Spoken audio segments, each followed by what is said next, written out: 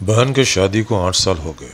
मैं कभी उनके यहाँ नहीं गया। अम्मी या अब्बू उनके यहाँ कभी कभार चले जाते थे। एक रोज़ मेरी बीवी मुझसे कहने लगी कि बहन जब भी घर आती है उसके बच्चे घर का हशर नशर कर देते हैं और आपकी माँ हमसे छुप छुपा कर कपड़े या कभी कभार अनाज का थैला भी भर भर कर दे देती है। अपने माँ से कहो ये हमारा घर है, कोई खैरात सेंटर नहीं। मुझे सुनकर बहुत गुस्सा आया कि मैं अपने घर का गुजारा बहुत मुश्किल से कर रहा था और मेरी माँ सब कुछ मेरे बहन को दे देती है।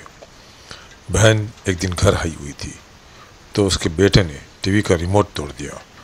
मैंने माँ से गुस्से से कहा कि माँ बहन से कह दो कि ईद के दिन आया करे और ये जो आप साबुन चावल ये चीज़ें देती हो इनको बंद करें। माँ चुप रही पर बहन ने ये सारी बातें सुन ली। शाम का वक्त था, बच्चों को तैयार किया तो बहन ने कहा भैया मुझे बस स्टॉप तक छोड़ाओ। मैंने झूठे मुँह ही कह दिया बहन रुक जाती और कुछ दिन। बहन मुस्कुराई और बोली नहीं भाई, बच्चों की छुट्टियां ख़त्म हो रही हैं, मुझे जाना है। फिर जब हम भाइयों में ज़मीन का बंटवारा हो रहा था तो मैंने साफ इनकार कर दिया कि मैं अपनी ज़मीन से बहन को हिस्सा नहीं दूंगा।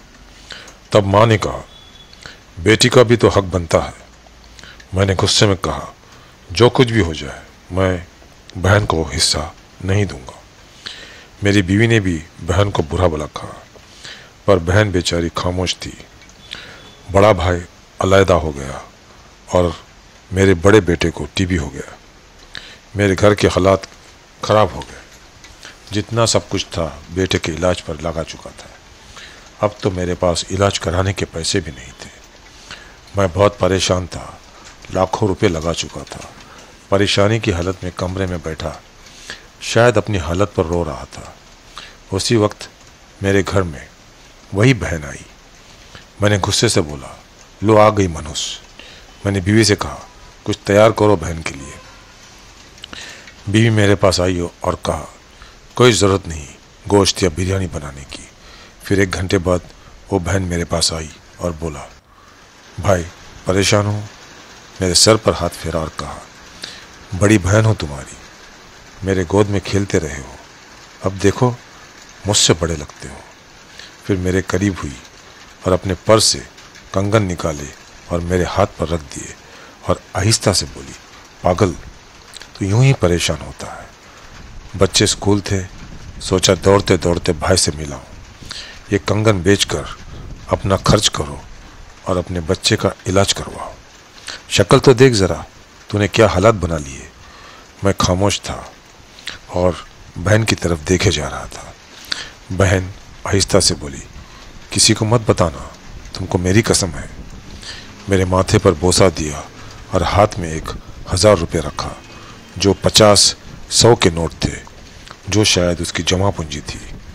मेरे जेब में डालकर बोली बच्चों के लिए गोश्त ला देना और परेशान मत हुआ कर। जल्दी से अपना हाथ मेरे सर पर रखा और बोली देख कितने बाल सफ़ेद हो गए। वो जल्दी से जाने लगी तो उसके पैरों की तरफ मेरी नज़र पड़ी तो देखा टूटी हुई जूती पहनी हुई थी और पुराना सा दुपट्टा ओढ़ा हुआ था। जब भी आती थी वही दुपट्टा ओढ़ कर आती थी। बहन की इस मोहब्बत में मर चुका था मैं। हम भाई कितने मतलब परस्त होते हैं, बहनों को पल भर में बेगाना कर देते हैं और बहनें भाइयों को ज़रा सा दुख बर्दाश्त नहीं कर पाती। मैं हाथ में कंगन पकड़े ज़ोर ज़ोर से रो रहा था। उसके साथ मेरी आंखें भी नम हो गई। अपने घर में खुदा जाने वो कितना दुख सह रही होगी। कुछ लम्हे के लिए अपने बहनों के पास बैठकर हाल चाल पूछ लिया करो, शायद उनके चेहरे पे कुछ लम्हों के लिए एक सुकून सा आ जाए। बहनें माँ का रूप होती है और भाई बाप का रूप होते हैं। कहानी अच्छी लगी हो तो इसे लाइक कर दीजिएगा, इसको शेयर भी कर दीजिएगा। फिर मिलेंगे किसी और एक नई कहानी के साथ। तब तक आपके मेज़बान अशफाक काजी को इजाज़त दीजिए।